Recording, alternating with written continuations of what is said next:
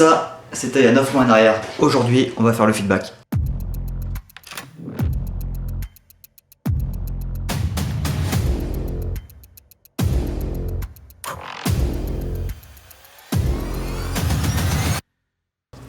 Alors 9 mois après, qu'est-ce que je pense de ces lunettes de chez Tritech?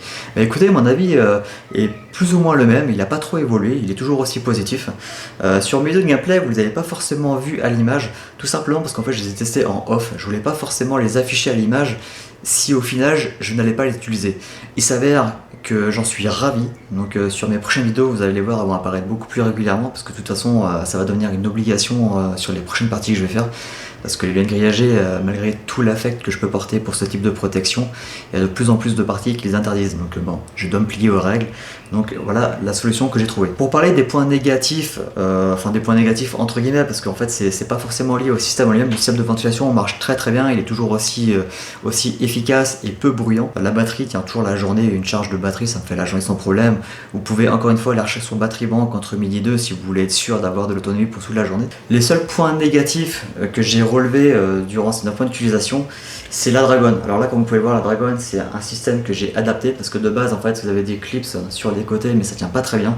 Donc Tritech a écouté les utilisateurs, donc il a modifié ce système sur les prochaines versions. Donc là c'est une version homemade, hein, c'est pas ça que vous aurez si vous voulez commander. Et l'autre point négatif que moi je vais soulever, et il y a d'autres utilisateurs qui ont également soulevé ce même point négatif, c'est que les lunettes ne sont pas vendues avec une boîte de transport. Alors ça peut paraître gadget, mais quand vous avez des lunettes que vous ne pouvez pas les plier pour les ranger, bah, c'est vite encombrant et c'est vite chiant à transporter. Et puis en plus le risque, bah, c'est que vous pouvez rayer vos verres, quoi. Donc là sur la version 2 qui va sortir dans les mois qui viennent, il y aura ce combo, donc il y aura cette Dragon qui aura été améliorée, il y aura également une boîte de transport, il y aura quelques nouvelles améliorations, mais encore une fois je ne peux pas rentrer en détail, ce sera Tritech qui va vous l'annoncer dans les semaines ou mois qui viennent.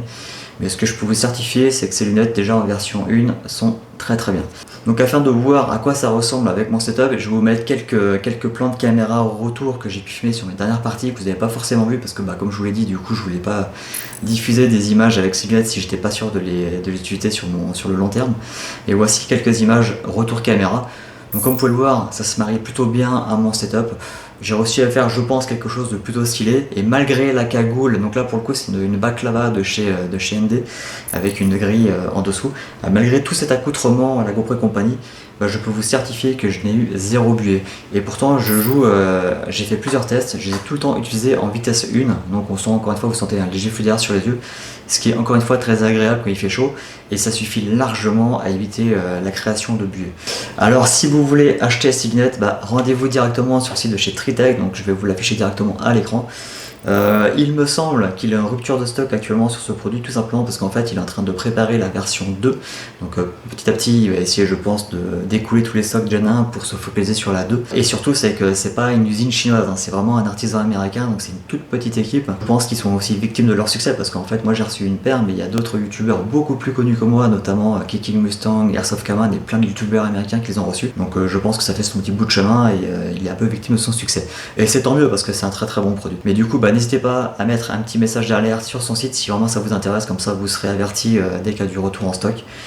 Alors de mon côté, il n'y aura pas de vidéo dans les semaines qui viennent, tout simplement parce que je suis en plein déménagement, donc j'aurai pas le temps de me focaliser sur le jeu ni sur le montage vidéo. Mais restez connectés parce que comme je vous l'ai dit dans la vidéo précédente, donc ma prochaine review sera dédiée à une lunette de visée que j'ai reçue d'un shop américain. Et moi je ne vais pas la garder parce que j'ai déjà des modèles similaires. Et donc je pense que je vais vous les faire gagner, donc restez connectés, soit sur Instagram ou sur YouTube, parce qu'il y aura un petit jeu concours avec des règles très simples. Et comme ça vous aurez une chance de remporter une lunette d'une valeur de 300 €. Sur ce, je vous dis à la prochaine. C'était Tin, ciao ciao.